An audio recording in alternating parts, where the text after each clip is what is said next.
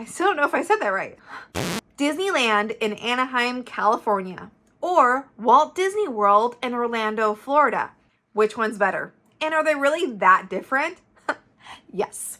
As a former Disneyland local and a current Disney World local, I get asked these questions all the time. So if you've never been to either, or you've been to one and not the other, or if you've been to both and you're just curious to know what I'm going to say in this video, then this video series is for you, as I break down all the similarities and differences between each coast. Hi, I'm Christina, and this channel is all about helping your family have a magical vacation. And as I mentioned before, I have tons of experience going to both Disneyland in California and Disney World here in Florida with my husband and 3 girls. So in this video, I'm covering the biggest differences and similarities. And also in this series, I'm going to be comparing the rides and attractions, which is a video I'm so excited I've been wanting to do for so long. Also the food, which is super important to know. Regular and seasonal entertainment. The resort hotels. And finally, to answer the question of the series, which park is better for you? So hit that subscribe button for all these videos and more family vacation tips. And let's drop that rope and get started. All right, let's start with the similarities between Disneyland and Disney World. First, there are castles.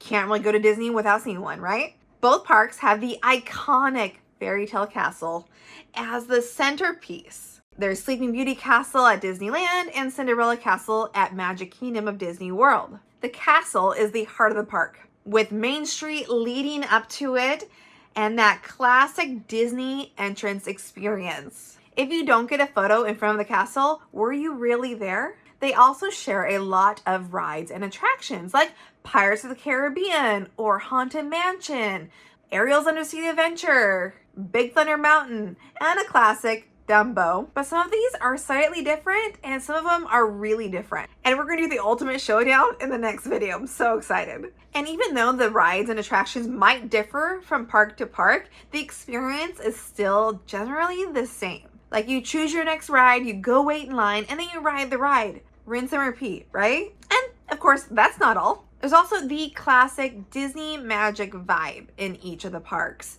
You have the amazing people who work there called cast members. The music you hear is very Disney.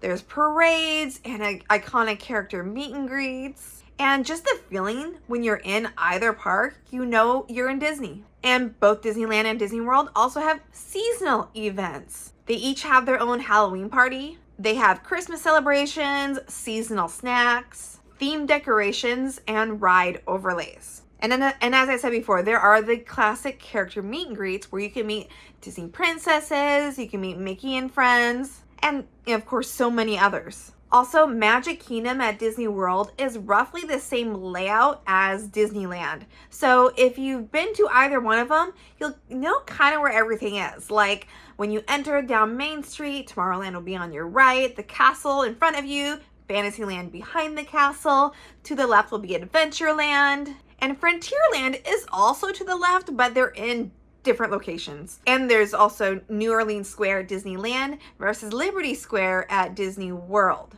which are also in different locations, but it's roughly the same layout, so you'll be able to find your way around pretty easily if you've been to one or the other. But the differences between these parks are where things get really interesting. Let's start with the obvious difference: size. Disneyland has 2 parks, Disneyland and California Adventure. There's Downtown Disney, which has shopping and dining. It also has 3 Disney-owned hotels, and everything is walkable. You can literally walk from one park to the other in less than 2 minutes. And actually, the entire Disneyland resort is less than 1 square mile. That's right, less than 1. So everything is walkable. Everything is easy to get to. Disney World, however, well, that's going to be just a little bit bigger. 43 square miles. Yeah, 43 versus 1. And essentially Disney World is the size of San Francisco. Not gonna lie. They even tell you that when you're riding the Skyliner. There are 4 parks: Magic Kingdom, Epcot, Hollywood Studios, Animal Kingdom, 2 water parks, Blizzard Beach and Typhoon Lagoon, 20 plus Disney-owned resort hotels, plus Disney Springs, which is the downtown Disney shopping and dining district. And a little shameless plug, if you want to learn about any of those, I have a beautiful Disney World planning guide for families for you to check out that gives you so much more detail in everything Disney World. So check the description for details and a discount. So in terms of size, essentially Disneyland is a weekend getaway versus Disney World is a vacation destination. And we'll talk more about that in a little bit. Another difference is, well, the castles. Yeah, there's a castle on both coasts, but they are very different. Disneyland's castle, as I said before, is Sleeping Beauty's castle. It is 77 feet tall, so precious. It's small, charming, intimate. It feels like you can actually walk up and touch it. But honestly, if you've seen Cinderella's castle at Magic Kingdom, you're going to find that the Disneyland castle doesn't have the same wow factor. However, there is a walkthrough attraction at the Disneyland castle where it tells you the story of Sleeping Beauty. Beautifully done. There's fun little special effects. It's really cool. Don't miss that when you're at Disneyland. Now let's talk about the castle at Disney World. Cinderella Castle is 189 feet tall. A little bit bigger than the 77-foot tall Disneyland Castle. It's towering, it's epic. It is the centerpiece, not only from when you're in the park, but you can also see it from the parking lot. Like, this thing is huge. It definitely has that wow factor. And there's even a restaurant inside called Cinderella's Royal Table that you can eat with the princesses there for breakfast, lunch, or dinner. And also there is a royal suite inside the castle. And if you're looking to stay there, sorry, it's not available ever. Disney actually doesn't make this suite available to the public. So no matter how much money you are willing to spend to stay in this beautiful royal suite, you can't. So Disneyland's castle feels more homey, it feels more personal, and Disney World's castle feels more epic. Let's talk hotels. So Disneyland has a grand total of 3 hotels. That's it. The Disneyland Hotel, the Grand Californian Hotel, which actually has a private entrance into Disney's California Adventure, and Pixar Place Hotel, which is all Pixar themed. And those are the only Disney ones. Around Disneyland, there are dozens of other good neighbor hotels that you can actually stay in for a cheaper price if you're interested.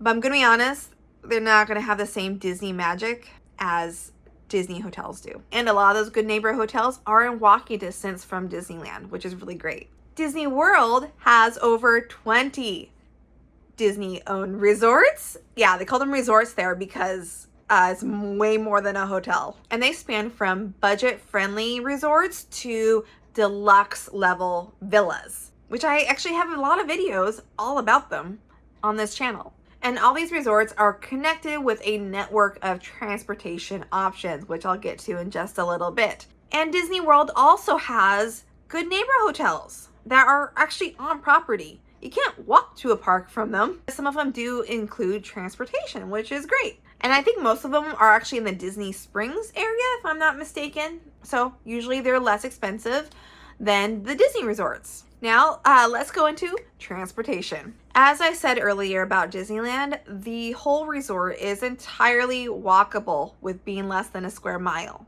There is a monorail that takes you from Tomorrowland inside Disneyland to the end of downtown Disney, right next to the Disneyland Hotel, which is nice because even though it's less than a square mile, you're still gonna get tired of walking, I promise. Other transportation, like from the airport, it works different than it does in Florida. So if you're coming to California just to go to Disneyland, the 2 most popular airport options are going to be the Santa Ana Airport, which is also called the John Wayne Airport, SNA, which is going to be only like 20 minutes from Disneyland, or the famous LAX, which is usually the cheaper option, but it's going to take you 45 minutes to get to Disneyland. And that might sound fine, but that's only when there's no traffic. And it's California, there's traffic all the time. So it could take you like 2 hours to get to your hotel. So keep that in mind. And the transportation from the airport to the parks, you can either rent a car, which I recommend, or you can reserve a third-party shuttle option. With Disney World, the airport situation is very different because there's really only one airport to go through, and that's the Orlando International Airport, MCO. And everybody comes in and out of this airport specifically to go to Disney or Universal or any other attractions here in Central Florida. So it's actually an easy option to get from the airport to your hotel. Disney no longer offers complimentary Magical Express. I wish they did, but they don't. Instead, it has been replaced with this company called Mears, MEARS, where you can actually spend a little bit more and get a shuttle that will take you directly to your hotel. So I'll put a link to Mears in the description below. Or you can rent a car and get complimentary parking at your resort, or take an Uber. And then once you get to Disney World, there are 43 square miles of Disney transportation options. There's a whole network. There's buses, there's boats, there's Skyliner, there's monorail, and every resort has different options, which is really great. I love taking Disney transportation, but I do have a word of caution.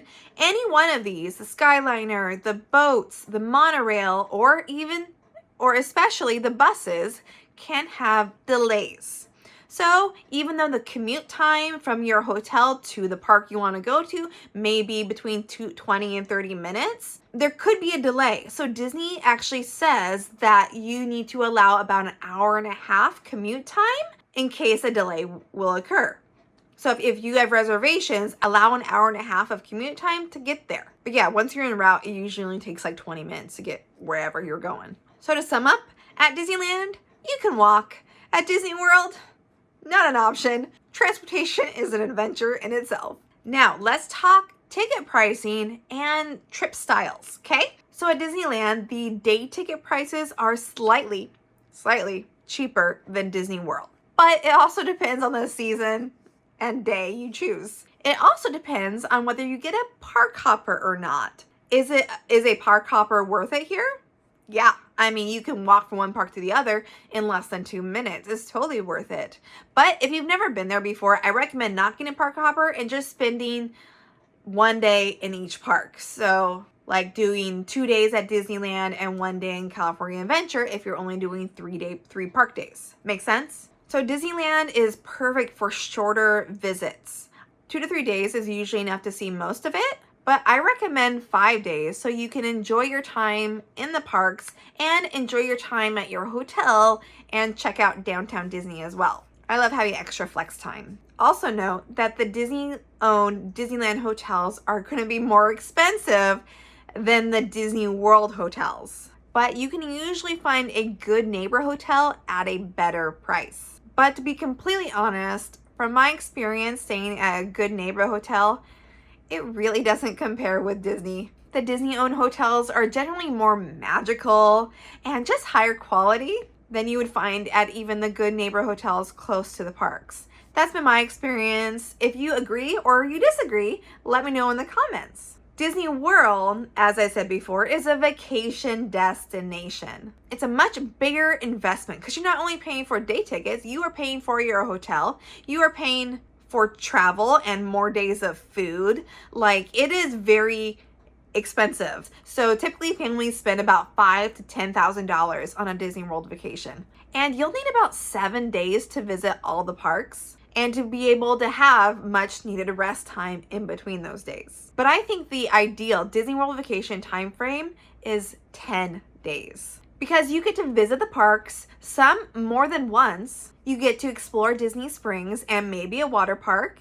And you get to have some R&R at your Disney resort, which you are paying a lot of money to be at. So do you agree or disagree with my 10 days? How many days do you think is a good amount of time to spend at Walt Disney World? If you've been there, let me know in the comments. So Disneyland is great for a long weekend, even though I recommend not to go on weekends because the crowds are more. And then Disney World is a heavy-duty, immersive, full experience. Now, the overall vibe of Disneyland versus Disney World, that is also different. Disneyland is the original park that Walt Disney designed himself. It's nostalgic, it's charming, it's compact, and it's filled with history. And I've heard this from a lot of people. It just feels more magical. I don't quite know how to describe that in words, but it does. Also, what's really fun is that characters will be wandering around more. Like you might see Geppetto and Pinocchio, or Peter Pan is playing pranks on other characters. You never really know what you're gonna find. Stick around the Fantasyland area and you never know who's gonna walk by. Also, there's something about Disneyland that just feels more like home. Maybe that's just me. And because Disneyland is more of a local park, they're going to have things that change frequently every season. So there's going to be more ride overlays during holiday seasons. There's going to be heavier decorations. There's going to be different food and merch that changes regularly. They really cater to the local community there. Walt Disney World was Walt's dream for a vacation kingdom. Everything is larger than life. It's immersive. It's epic. It's more spread out. It's just big, okay? This is the most popular park in the whole world, and Disney caters to guests from all over the world, just like you. And no matter what time of year you're going, even if it's around the holidays, it's still gonna feel like Disney World. It doesn't change that dramatically from season to season. It's more like around Christmas time. It's Disney World sprinkled with Christmas. And Disneyland is like Christmas blew up everywhere. Does that make sense? I hope so. So essentially, Disneyland feels more like Walt's backyard, and Disney World feels more like its own world. Do you agree with these? Or is there any you would want to add? Let me know in the comments. But let's be real. When most families think about a Disney trip, the biggest question is, which one has better rides? And that's exactly what we're going to be covering in the next video, which should pop up in one of these corners in a minute. We'll compare each of the same attractions side by side and decide which park has the better rides and crown a winner. So I'm so excited. I've been wanting to do this video for so long, so I'm finally doing it. Hit that subscribe button and jump into the next video. And if you're watching this at the time I posted it, then just give it a couple weeks and the video will be there. Don't forget to check out my Walt Disney planning guide in the description below. Thank you so much for watching, and I hope you have a magical day and a very happily ever after. Bye.